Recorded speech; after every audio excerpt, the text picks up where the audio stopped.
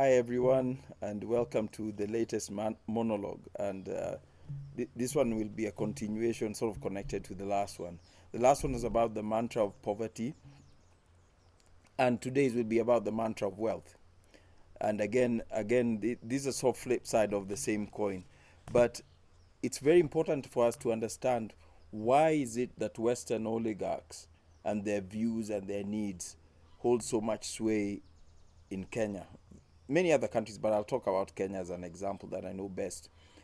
If Bill Gates comes to Kenya, instantly gets an appointment at State House, gets to see ministers, gets to see the big wigs. Same with Mark Zuckerberg, and and whichever of these people who come along, even the Russian oligarch Evgeny Lebedev came some time back and actually convened a bunch of presidents at Mount Kenya Safari Club under something called the Giants Club.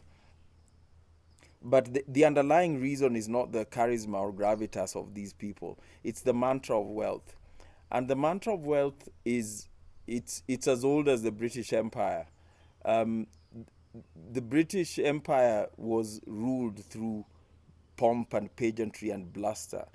That's about the mantra of wealth. You make yourself appear wealthy and glorious, and people get to think you are far more powerful than you actually are, and you end up having your way. So they ruled the vast empire, even countries like India with hundreds of millions of people, with a few thousand colonial officers.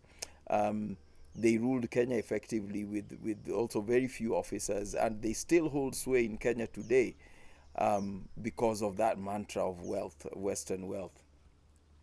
Now, what is it? Um, if we think back in the day, a couple of centuries, the wealthiest people in the world were those who managed to harness innovation or productivity or minerals or resources to create something tangible, whether it was Henry Ford creating motor cars, whether it was the Rockefellers with Standard Oil extracting oil resources, whether it was the De Beers diamond mines, etc., etc., etc. So wealth was based on production, but coming and that the West held sway with that. But fast forward to now, other parts of the world have developed productivity, maybe even overtaken the West in cases like China, and and uh, uh, and um, and a lot of Asia has become the most industrially productive part of the world and innovative part of the world. So the power of production is no longer just resident in the West. So, in this struggle to maintain the Western hegemony that is commonly known as the so-called world order, we have they created a mantra or perception index of wealth, whereby you have apparent wealth. Somebody owns this, and then there is a group of people somewhere called the stock market that decides that this thing is worth X amount, and then that automatically elevates so and so to be the world's wealthiest man, um, and this to be the world's most valuable company. And examples of this like Tesla. We are told that Tesla is the world's most valuable car manufacturer. How on earth is it more valuable than Toyota or Mercedes Benz that has been manufacturing cars for, I think, since the 19th century? How is that? How many Teslas are on the roads? What are they worth? How many have manufactured? Do they manufacture trucks and all this? And and if you are perceptive enough, you'll notice that this is a mantra and it's the mantra that makes Elon Musk the world's wealthiest man. Is he? He's said to be worth X amount. I'll leave you to judge that. What does he produce? What has he invented? What does he add? What value does he add to anything he touches? So that's the thing, and this perception index, it works even in the case of someone like Warren Buffett, a very crafty investor, but he's reached the point where a stock goes up because he buys it. So it's like a full self-fulfilling promise. Stock values go up because he buys it, they go down when he sells them. So wealthy as he really is, the perception is becoming so much such a huge proportion of the reality. that we lose track of it. And now we can come to countries. I talk about countries believing that they're poor because other people say they're poor, and it's also it comes it on the flip side. There's countries being powerful or wielding power because others believe that they are wealthy, or believe in their almost endless economic might, which only has to be alluded to. It doesn't even have to be shown in form of doing anything. And this is why Kenya is stuck in this mode of struggling. What does the West want? What does the West need us to grow so we can export to them? What does the West need our national parks to look at, like, so that tourists can come? What does the West need us to do to clean up their environmental mess through mitigating, through this carbon trading nonsense that we're doing all the time? What does the West need for this, that, the other? We don't have any aims of our own. It's because of the mantra of wealth. We believe they're better than us because we believe they're wealthier than us.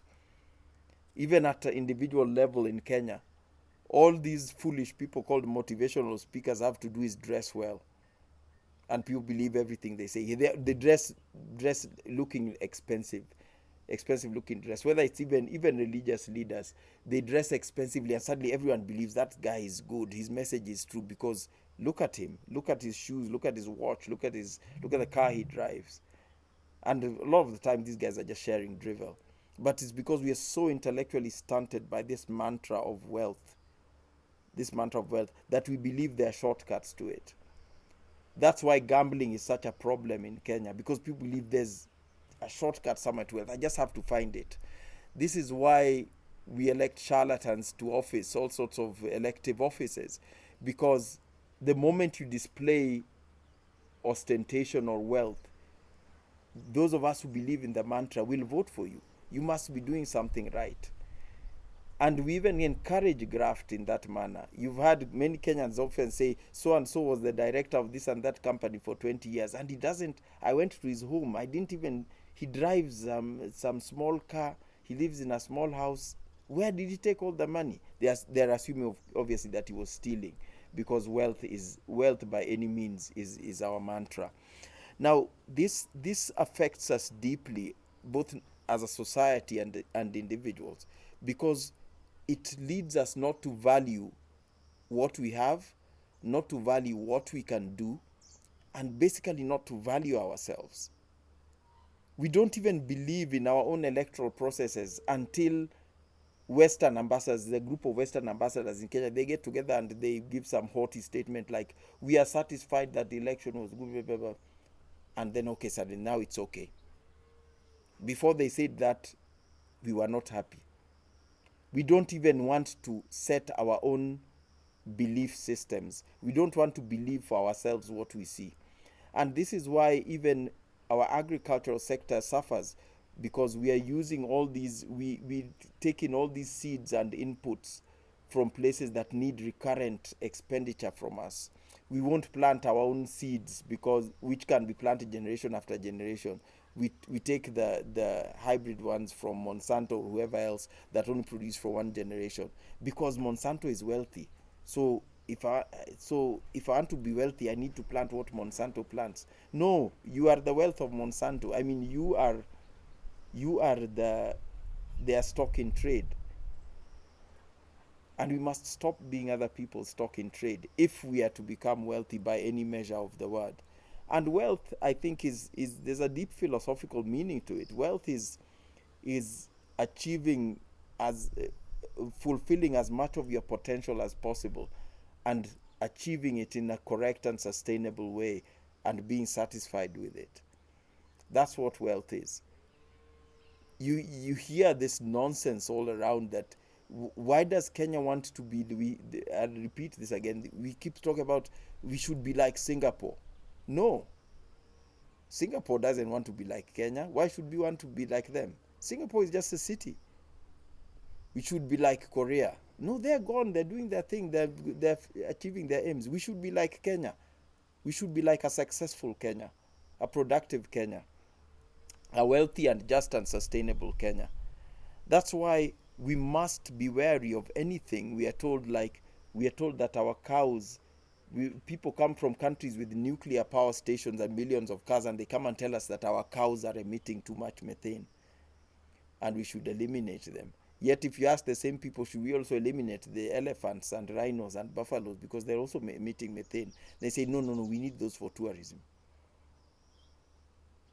That's why that's the harmful part of the mantra of wealth.